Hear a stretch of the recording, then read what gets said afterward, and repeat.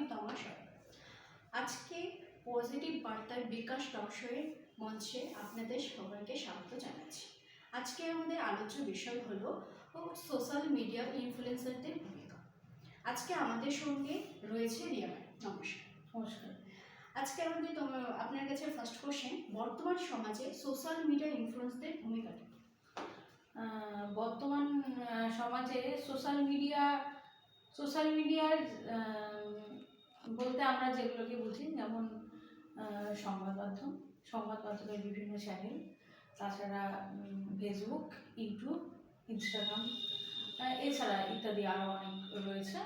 তো এই ফেসবুকের মাধ্যমে বা ইনস্টাগ্রামের মাধ্যমে আমরা বিভিন্ন মানুষের সাথে, যারা পুরনো মানুষ, বন্ধু বান্ধবী, অনেকের সাথে পরিচয়হীন হয়ে গেছিল, যাদের সাথে পরিচয় ছিল না, তাদের সাথে আবার নতুন করে পরিচয় হচ্ছে, যোগাযোগ হচ্ছে। তারপর দেশ বিদেশের বিভিন্ন রকমের সংবাদ, সেগুলো আমরা জানতে পাচ্ছি। এছাড়া বিভিন্ন মানুষ, ধর অনেক মানুষ কোনো কারণ হারিয়ে গেল বা খুঁজে পাওয়া যাচ্ছে না, বা কোনো মানুষের কোনো রকম মানসিক ভারসাম্যহীন মানুষ রাস্তাঘাটে বেরিয়ে গেছে, তাদেরকে রাস্তায় খুঁজে পেয়ে কেউ সোশ্যাল মিডিয়াতে পোস্ট করছে, তো সেখান থেকে অনেক মানুষ, হারিয়ে যাওয়া মানুষকে খুঁজে পাওয়া যাচ্ছে। এছাড়া সবচেয়ে বড় এবং গুরুত্বপূর্ণ যেটা সোশ্যাল মিডিয়ার মাধ্যমে, সেটা হচ্ছে দেশ বিদেশের বিভিন্ন খবর মানুষের কাছে আরও বেশি সচ্ছলভাবে প্রকাশিত হচ্ছে বা পরিবেশিত হচ্ছে।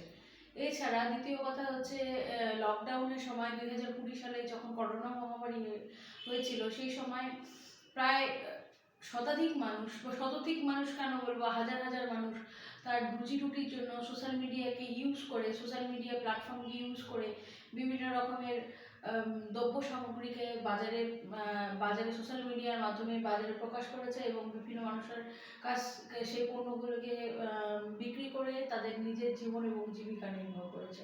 তো সেক্ষেত্রে সোশ্যাল মিডিয়ার একটা ভূমিকা অবশ্যই আমাদের জীবনে রয়েছে।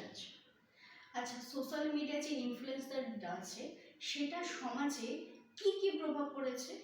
আচ্ছা, সোশ্যাল মিডিয়া ইনফ্লুয়েন্সার যারা রয়েছে, যারা সোশ্যাল মিডিয়াতে বিভিন্ন রকম কাজ করে, ইউটিউব, ফেসবুক বা ইনস্টাগ্রামে, এবার সোশ্যাল মিডিয়ার বিভিন্ন রকমের কন্টেন্ট রয়েছে।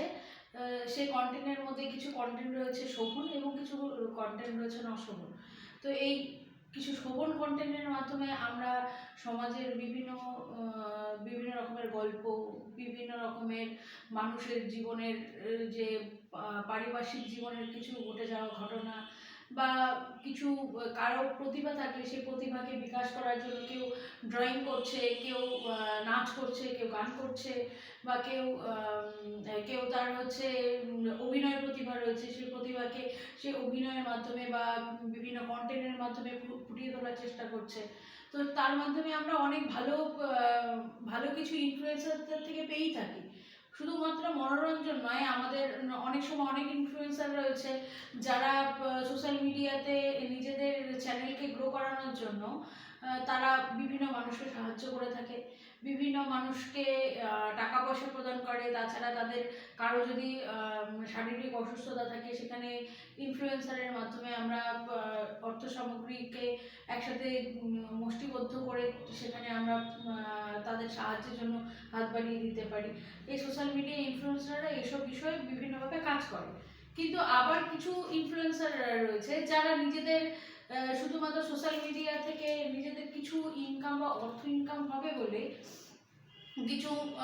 এমন কিছু কন্টেন্ট বা এমন কিছু জিনিসকে উপস্থাপনা করছে যা আমাদের যুব সমাজকে নষ্ট করে দিচ্ছে, এবং তারা নিজেদের পরিজনকে বিভিন্নভাবে প্রতারিত করছে। এছাড়া সমাজকে কলুষিত করার দিকে তাদের একটা বিশেষ বড় ভূমিকা রয়েছে। এছাড়া কিছু বাজে খবরকে শুধুমাত্র কন্টেন্ট তৈরি করার জন্য, কিছু খবর, যে খবরগুলো সত্যি নয়, মিথ্যে, কিন্তু সেগুলো যাতে সমাজে প্রভাব বিস্তার করতে পারে, সেই কারণে মিথ্যে খবরগুলোকে রটিয়েও সোশ্যাল মিডিয়া ইনফ্লুয়েন্সাররা পয়সা ইনকাম করছে। তো সেই দিক থেকে দেখা গেলে সোশ্যাল মিডিয়া ইনফ্লুয়েন্সাররা যেমন আমাদের সমাজের জন্য আশীর্বাদ স্বরূপ, বা সোশ্যাল মিডিয়া ইনফ্লুয়েন্সার আসার জন্য তাদের নিজেদের প্রতিভা প্রকাশিত হচ্ছে, তেমনই তাদের প্রতিভাকে কাজে লাগিয়ে মানুষ যেসব অসামাজিক কাজকর্মগুলো করছে, সেটাও সমাজের জন্য অত্যন্ত চ্যালেঞ্জিং বা কুরুচিপূর্ণ।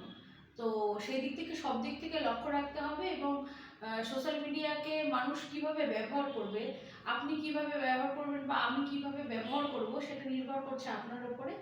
তো আপনি সোশ্যাল মিডিয়াকে ভালো কন্টেন্টের জন্য যদি ব্যবহার করে থাকেন তাহলে আপনার জীবন উন্নত হবে। আর আপনি যদি সোশ্যাল মিডিয়ার নোংরা দিকগুলোকে গ্রহণ করেন এবং সেটা নিয়ে আপনি যদি সেই দিকটাকেই বেশি প্রাধান্য দেন তাহলে আপনার জীবন আরও বেশি কলুষিতপূর্ণ হবে। এটা বলে আমি আমার বক্তব্য শেষ করছি। ধন্যবাদ।